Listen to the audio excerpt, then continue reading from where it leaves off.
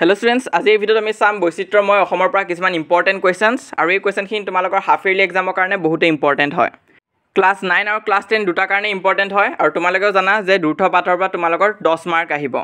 তো এই 10 মাৰ্কসটো পোৱাত বহুতে সহজ, কিছুমান কমন কোৱেশ্চনে প্ৰতি বছৰ ৰিপিট হৈ থাকে।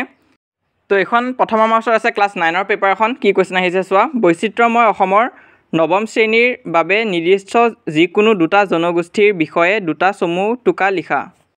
তো ইয়াকে তোমালোকৰ যদি ক্লাছ 10ৰো হয় তাকে তোমালোকক নৱম শ্ৰেণীৰ জায়গাত দশম শ্ৰেণীৰ বুলি দি দিব, কিন্তু কোৱেশ্চনটো এনেকুৱাই আহে বেছিকৈ। তাৰপিছত খ নম্বৰ কোৱেশ্চনটো চোৱা, বৈচিত্ৰ্যময় অসমৰ নৱম শ্ৰেণীৰ বাবে নিৰ্দিষ্ট যিকোনো দুটা জনগোষ্ঠীৰ একোজনকৈ বিশিষ্ট ব্যক্তিৰ পৰিচয়মূলক দুটা টুকা লিখা। বেছিভাগ কুৱেশ্চন পেপাৰত এই দুটা কুৱেশ্চনকে দিয়ে। প্ৰথমটো হৈছে তোমালোকক যিকোনো দুটা জনগোষ্ঠীৰ বিষয়ে লিখিব দিয়ে, নহ'লে দুজনকৈ বিশেষ ব্যক্তিৰ বিষয়ে লিখিব দিয়ে সেই জনগোষ্ঠীটোৰ। নেক্সট আৰু এখন পেপাৰ চাওঁ আহা, তোমাৰ পাঠ্যপুথি বৈচিত্ৰ্যময় অসম দ্ৰুত পাঠৰ অন্তৰ্গত যিকোনো এটা জনগোষ্ঠীৰ উৎসৱ পাৰ্বণ সম্পৰ্কে লিখা। নাইবা বৈচিত্ৰ্যময় অসম পাঠ্যপুথিৰ অন্তৰ্গত যিকোনো এটা জনগোষ্ঠীৰ খাদ্যাভ্যাস সম্পৰ্কে লিখা।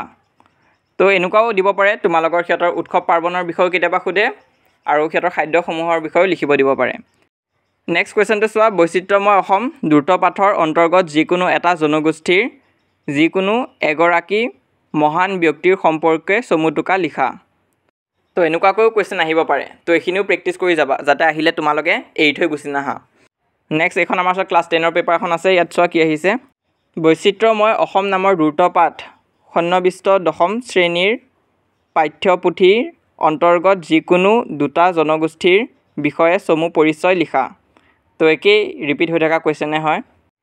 নেক্সট কুৱেশ্চনটো চোৱা, বৈচিত্ৰ্যময় অসমৰ দশম শ্ৰেণীৰ পাঠ্যক্ৰমৰ অন্তৰ্গত যিকোনো দুটা জনগোষ্ঠীৰ প্ৰত্যেকৰে একোজনকৈ সমাজলৈ বৰঙণি আগবঢ়োৱা ব্যক্তিৰ চমু পৰিচয় লিখা। তো এনেকুৱাকৈও আহিব পাৰে, লগতে মেট্ৰিক পৰীক্ষাত কেনেকুৱা কুৱেশ্চন ৰিপিট আহে এইটো চাব পৰা তোমালোকে। বৈচিত্ৰ্যময় অসম নামৰ দ্ৰুত পাঠত সন্নিৱিষ্ট অসমৰ যিকোনো দুটা জনগোষ্ঠীৰ চমু পৰিচয় দিয়া। তো এইটো আমি পাই আহিছোঁ, তো এইটো কমন কুৱেশ্চন হয়।